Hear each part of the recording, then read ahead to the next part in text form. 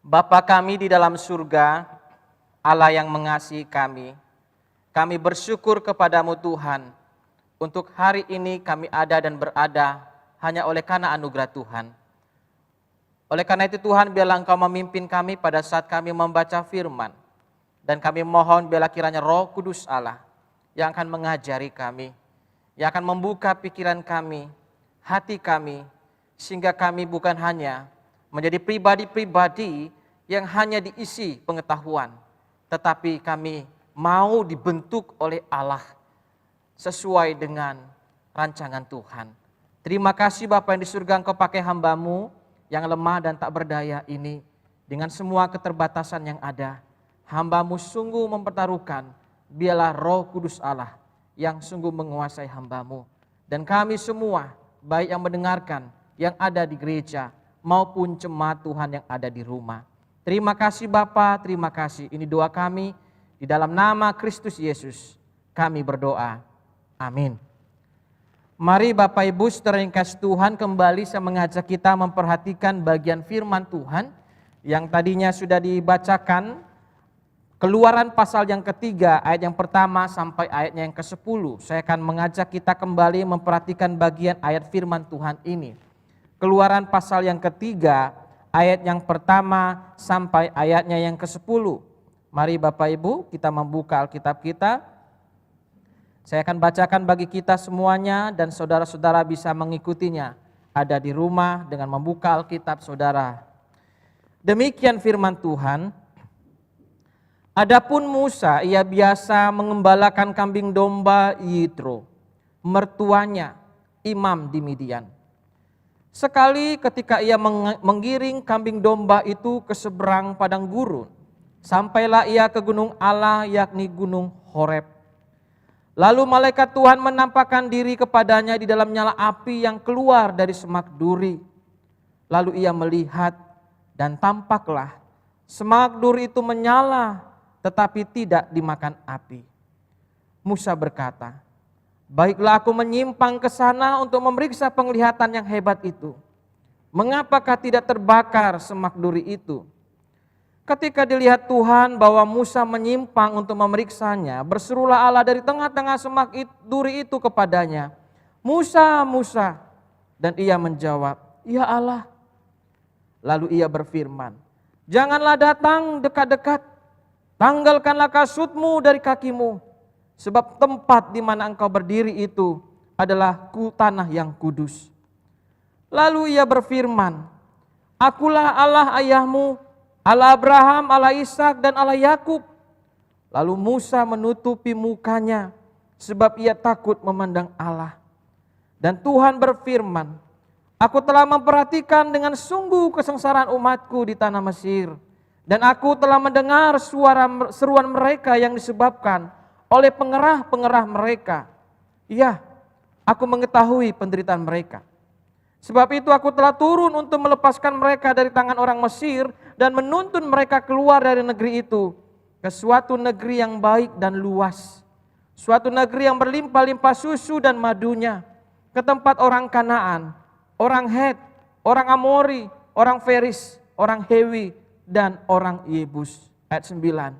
Sekarang seruan Israel telah sampai kepadaku. Juga telah kulihat betapa kerasnya orang Mesir menindas mereka.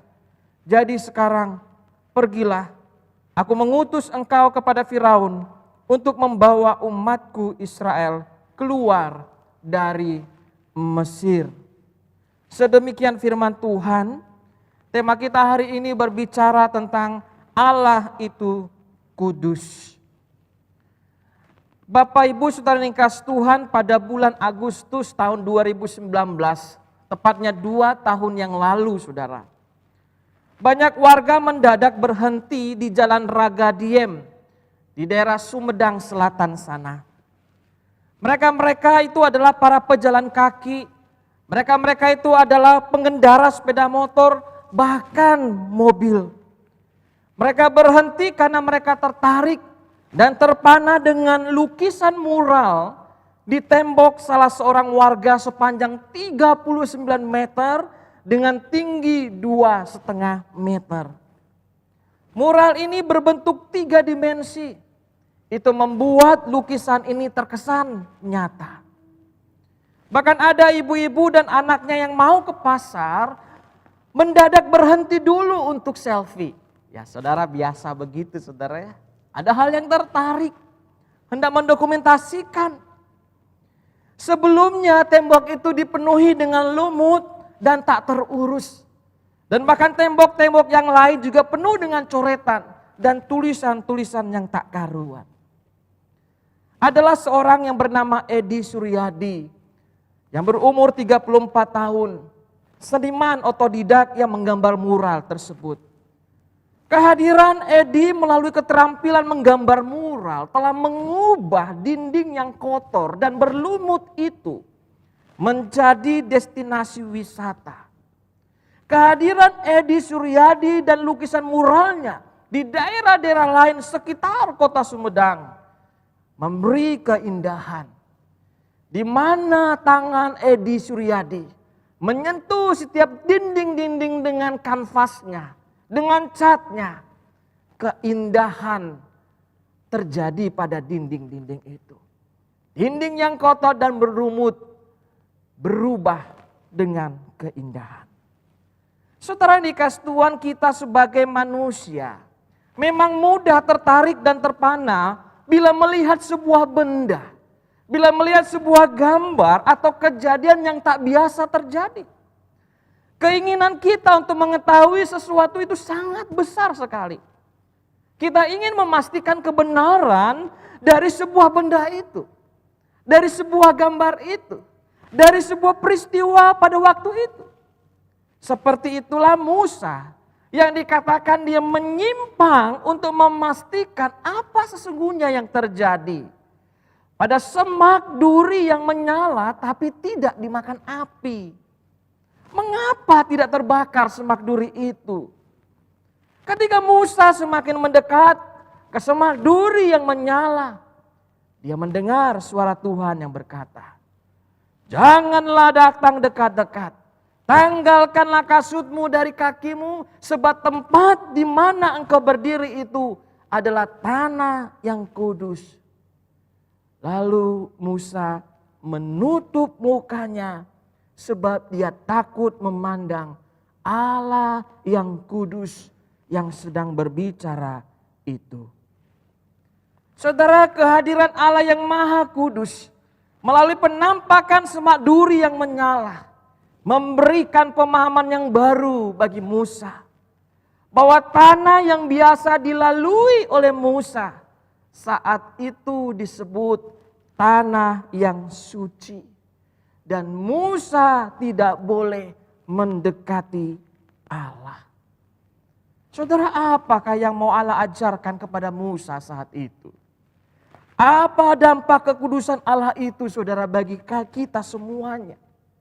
Bisakah manusia masa kini, bisakah kita mendekati Allah yang kudus itu? Di sini kita belajar 2 hal tentang peristiwa ini.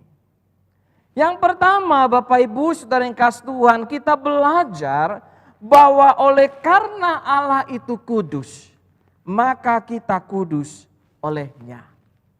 Kebenaran firman Tuhan mengatakan, tempat di mana engkau berdiri itu adalah tanah yang kudus. Saudara, rasa penasaran Musa yang menyebabkan dia menyimpang dari jalan, sesungguhnya secara eksplisit menunjukkan adanya kedekatan Musa dengan Allah. Bahkan ketika Musa itu menjawab panggilan dari Allah itu dengan berkata, "Ya Allah." Musa bisa meresponi suara Allah, Musa bisa menanggapi kehadiran Allah. Seperti ternak domba yang digembalakannya, mengenal suara Tuhannya. Ketika suara itu berkata kepada Musa, "Tanggalkanlah kasutmu, tempat di mana engkau berdiri itu adalah tanah yang kudus." Tempat di mana Musa berpijak dinyatakan kudus. Apa yang membuat tanah itu kudus, saudara? Apa yang membuat tanah yang biasa dilalui oleh Musa menjadi kudus, dinyatakan oleh Allah yang kudus? Jawabnya adalah oleh karena hadirat Allah. Oleh karena kehadiran Tuhan yang kudus di tempat itu. Seperti bait suci umat Israel. Tempat utama di mana hadirat Allah yang kudus itu berada. Di mana di tengah bait suci itu terdapat ruangan yang disebut ruang maha kudus. Kenapa? Karena di situ dikatakan pusat hadirat Allah.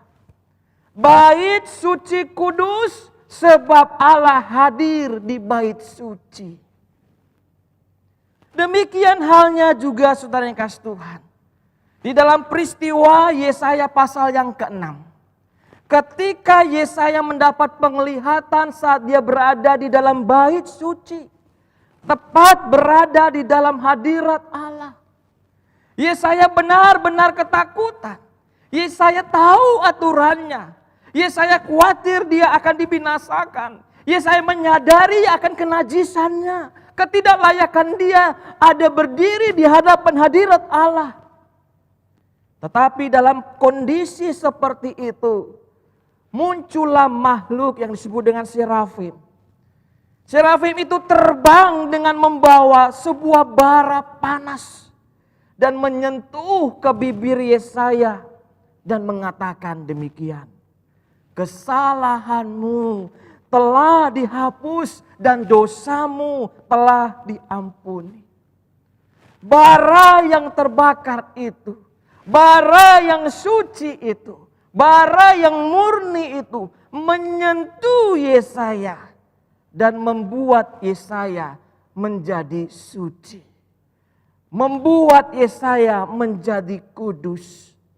Yesaya tidak dibinasakan oleh kekudusan Allah. Bapak Ibu saudara kasih Tuhan. Oleh karena Allah itu kudus, maka kita menjadi kudus ketika Allah hadir di dalam kehidupan kita. Ketika Allah hadir di dalam kehidupan kita dan menyucikan kita. Seperti kehadiran Kristus di tengah-tengah dunia. Ketika dia hidup bersama dengan murid-muridnya pada masa lalu. Dia ada di tengah-tengah manusia, mereka-mereka yang sakit.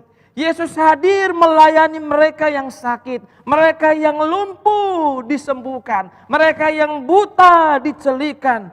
Bahkan satu peristiwa yang luar biasa. Orang yang mati pun dihidupkan. Ketika Yesus menyentuh mereka, kesucian Yesus menyembuhkan tubuh mereka. Ketika Yesus menyentuh mereka, ada kuasa Allah yang nyata. Sehingga mereka-mereka yang sakit ini mengalami kesembuhan dari Allah sendiri. Saudara, Yesus ini seperti bara yang kudus yang menyentuh bibir Yesaya. Yang menguduskan dia, yang menyucikan dia. Yesus adalah wujud manusia dari kekudusan Allah itu sendiri. Sehingga Bapak Ibu saudara yang kasih Tuhan, Yesus dan mereka-mereka yang percaya kepadanya menjadi muridnya. Dan bahkan orang-orang percaya, bahkan saudara dan saya hari ini, bahkan di zaman selanjutnya, kita ini disebut sebagai bait Allah. Sehingga kekudusan Allah itu telah menjangkau seluruh dunia, saudara. Di mana ada anak-anak Tuhan, di mana ada orang percaya di sana, sesungguhnya kehadiran orang percaya di sana sedang menampilkan kehadiran Allah yang maha kudus itu di tengah dunia yang bobrok. Di mana ada anak-anak Allah, kekudusan Allah hadir di sana. Saudara, kita semua, orang Kristen semua, orang percaya semuanya, kita mempunyai kehadiran Allah melalui Roh Kudus yang berdiam di dalam diri kita. Di dalam Yohanes pasal 14 ayat 23, mari saudara kita perhatikan ayat ini. Yohanes pasal yang ke-14 ayat yang ke-23. Firman Tuhan berkata demikian kepada kita. Jawab Yesus, jika seorang mengasihi aku, ia akan menuruti firman-Ku, dan Bapa-Ku akan mengasihi dia, dan kami akan datang kepadanya, dan diam bersama-sama dengan dia. Allah hadir di dalam kehidupan orang yang taat kepada firman-Nya, kepada orang yang Dia kasihi.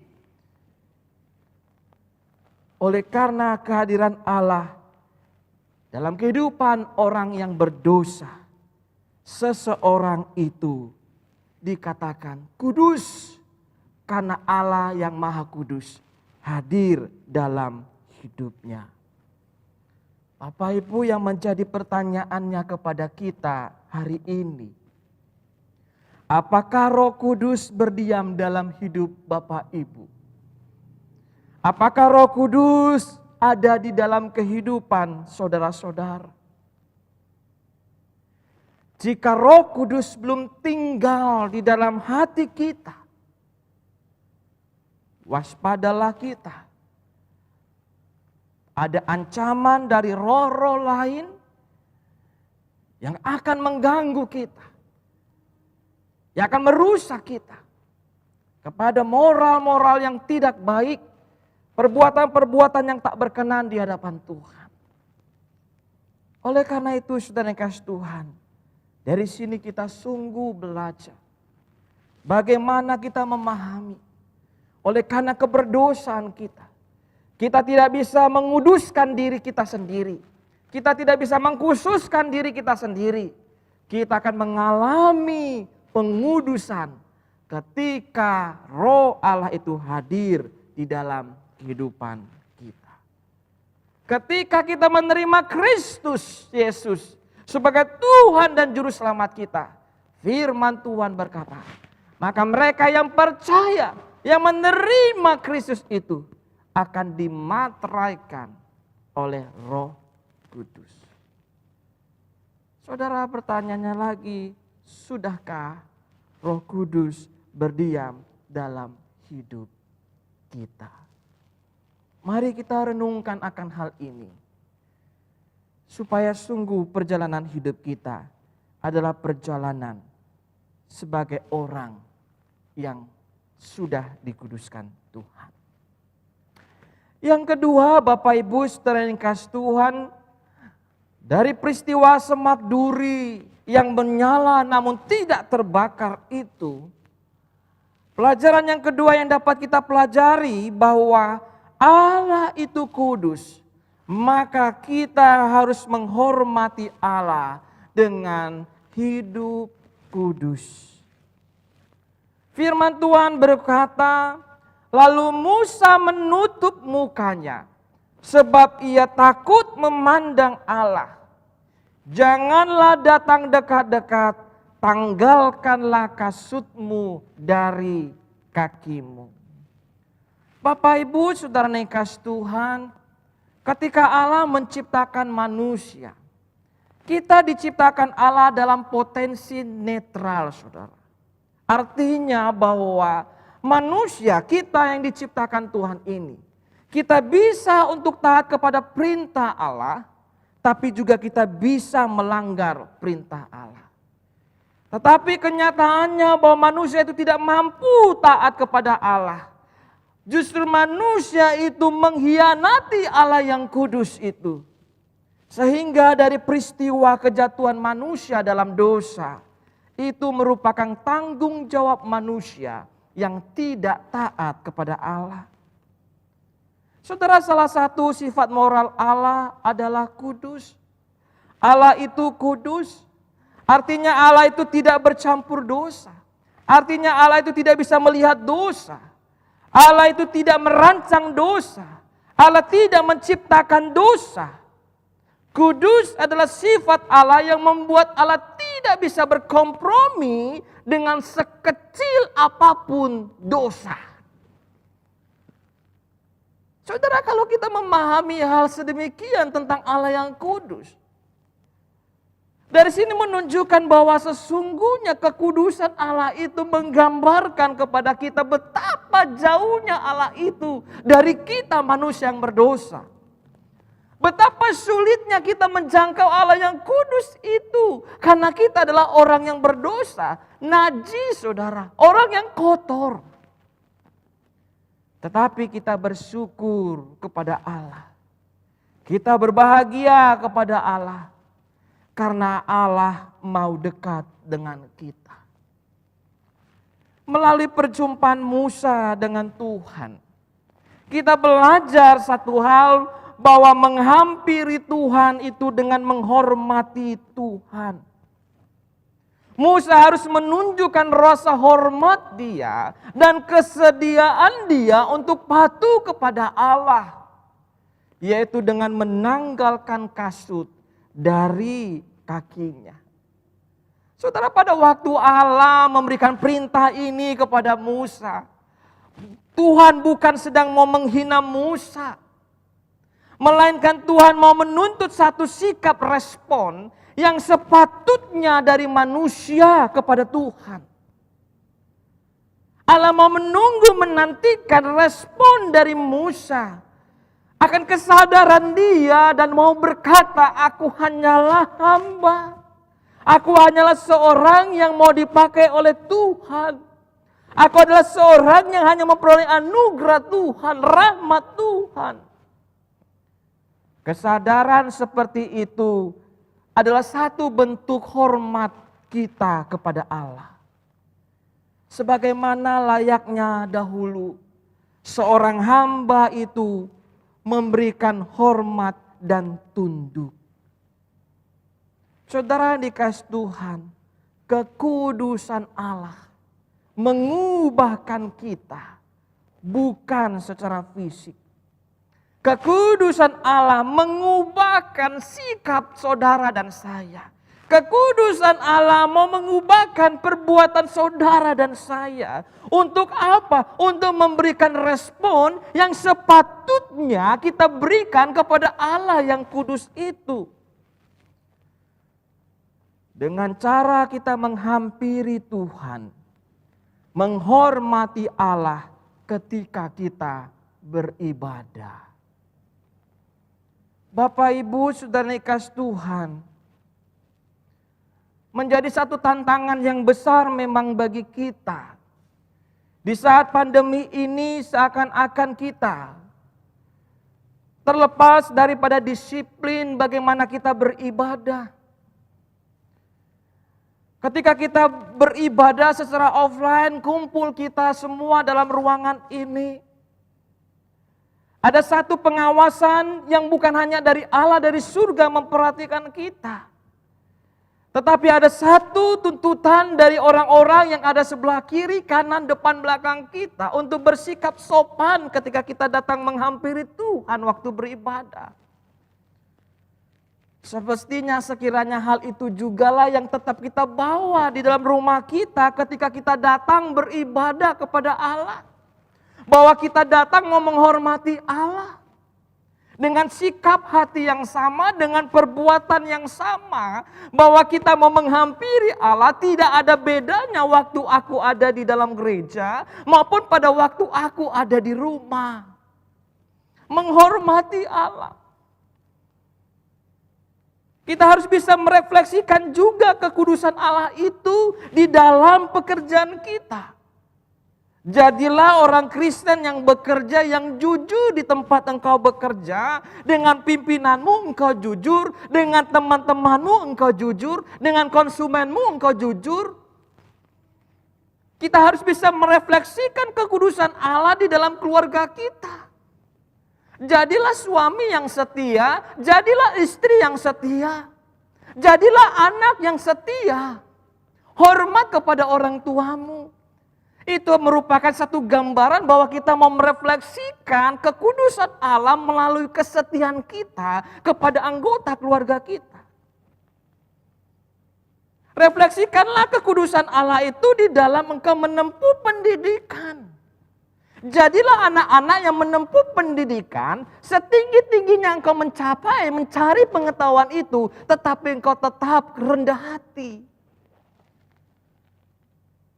Seberapa banyak atau luasnya pengetahuanmu, tetapi engkau tetap rendah hati. Refleksikanlah kekudusan Allah itu di dalam engkau menjalin relasi dengan lawan jenismu, dengan pacarmu. Berpacaran harus tetap menjaga kekudusan hidup. Seorang laki-laki maupun seorang perempuan harus menjaga kekudusan hidup. Sampai engkau menghantarkan dirimu bersama dengan pasanganmu datang di hadapan hadirat Tuhan, mohon pemberkatan dan peneguhan dari Allah. Kita harus merefleksikan itu. Ketika kita sudah mengalami Allah itu hadir dalam hidup kita, maka Allah menuntut kita bahwa dalam segala bidang kehidupan kita, dalam ibadah kita, pekerjaan kita, keluarga, pendidikan, pada waktu engkau berpacaran, kita harus merefleksikan kekudusan itu. Bukan hanya sekedar di pengetahuan kita. Saudara, memang pada zaman ini bicara kekudusan bukan sesuatu yang mengenakan atau sesuatu yang menggairahkan. Karena mereka paham sebenarnya kalau sudah berbicara tentang kekudusan Allah, maka dia akan dituntut oleh Allah untuk hidup kudus. Karena firman Tuhan yang mengatakan demikian, kudus, kudus, kuduslah kamu sebab aku kudus. Tetapi pada waktu kita menyatakan ikrar kita, pengakuan iman kita bahwa Kristus sebagai Tuhan dan Juru Selamat kita, kita tidak boleh hanya menerima di bagian yang itu saja. Kita harus menerima bagian yang lain. Oleh karena kita menerima Allah yang kudus, maka kita pun harus bisa menjalankan tuntutan Allah untuk hidup kudus. Saudara, Musa menunjukkan hormatnya kepada Allah. Dia menanggalkan kasut dari kakinya. Melalui hal perjumpaan itu, dia semakin mengenal Allah dan bahkan mengenal siapa dirinya. Setiap babak-babak kehidupan Musa, Tuhan mengajar Musa, membentuk Musa sesuai dengan apa yang Tuhan rancang tentang dia, yang kelak akan menjadi pemimpin, membawa umat Israel itu keluar dari Mesir. Saudara yang dikasihi Tuhan, setiap manusia yang pernah berjumpa dengan Allah yang kudus, pasti orang itu akan mengalami perubahan yang sungguh di dalam kehidupannya. Demikian juga bagi saudara dan kita semua. Setiap kali kita sudah berjumpa dengan Allah, bahwa sesungguhnya kita akan mengalami perubahan yang sungguh indah di dalam Allah, dalam kehidupan kita. Dan perjumpaan Allah itu ada pada waktu kita datang beribadah kepada Dia. Sikap yang menghormati Allah di dalam beribadah bukan saja akan menjadikan kita a good person, tetapi akan menjadikan kita a great person. Bahkan bukan hanya great, tetapi a humble person. Musa dari seorang yang biasa,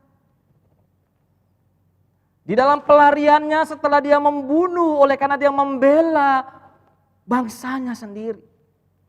Dia takut, dia lari dari Mesir, dari kejaran Raja Mesir pada masa itu. Dari orang yang biasa. Tetapi setiap perjumpaan dia dengan Allah, Allah mengubahkan dia. Allah mengubahkan dia.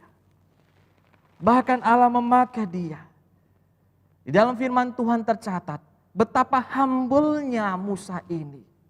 Dia adalah seorang tokoh yang disebut punya hati yang tulus yang rendah hati. Dari seorang yang biasa menjadi seorang yang luar biasa dan menjadi orang yang humble. Saudara, saya percaya ketika kita terus berjumpa dengan Allah, di saat kita datang beribadah dengan sikap hormat kepada Allah, Tuhan akan membentuk kita. Tuhan akan mengubahkan kita. Dengan semua perubahan itu dikerjakan oleh Allah dalam kita. Oleh karena itu Bapak Ibu saudara yang kasih Tuhan, saya rindu kiranya perenungan pagi hari ini saudara, kita bisa mengambil sebuah langkah iman yang baik untuk diri kita sendiri, untuk kebaikan kita. Yang pertama, bahwa kita mau menerima Yesus Kristus agar kita dikuduskan oleh darah Kristus. Kita harus menerima Kristus sebagai Tuhan dan Juru Selamat kita, agar kita dikuduskan olehnya. Yang kedua, renungan ini mengingatkan kita, hormatilah Allah saat engkau beribadah. Tunjukkanlah sikapmu, disiplinmu, keteraturanmu, kerendahan hatimu. Karena melalui sikap hormat kita kepada Allah, Dia akan membentuk kita. Bukan saja menjadi a good person, tetapi menjadi a great person, a humble person. Tuhan Yesus memberkati kita. Kita berdoa. Bapa kami di dalam surga, kami bersyukur Tuhan, oleh karena anugerah Allah, bahwa kami hidup di zaman yang dimana Engkau sudah membuka tirai yang memisahkan kami, manusia yang berdosa ini, sehingga kami sulit menghampiri Tuhan. Kami bersyukur bahwa tirai itu dirobek oleh Kristus Yesus sendiri. Sehingga kami dapat bisa menghampiri Engkau ya Tuhan. Tapi tetap kami harus merendahkan hati kami. Kami harus sadar betul bahwa kalaupun kami, Engkau responi, Engkau nyatakan kasih-Mu kepada kami, itu semua karena kebaikan Allah bagi kami. Hamba-Mu berdoa Bapa, biarlah kami bukan hanya pernah mendengar Allah itu kudus, bukan hanya sekedar tahu Allah itu kudus, tapi kami juga mengalami kekudusan dari Allah. Hamba-Mu berdoa Bapa, hanya dengan menerima Kristus, maka kami akan mengalami perubahan baik sifat kami, perbuatan kami di hadapan Allah dan bahkan sesama kami.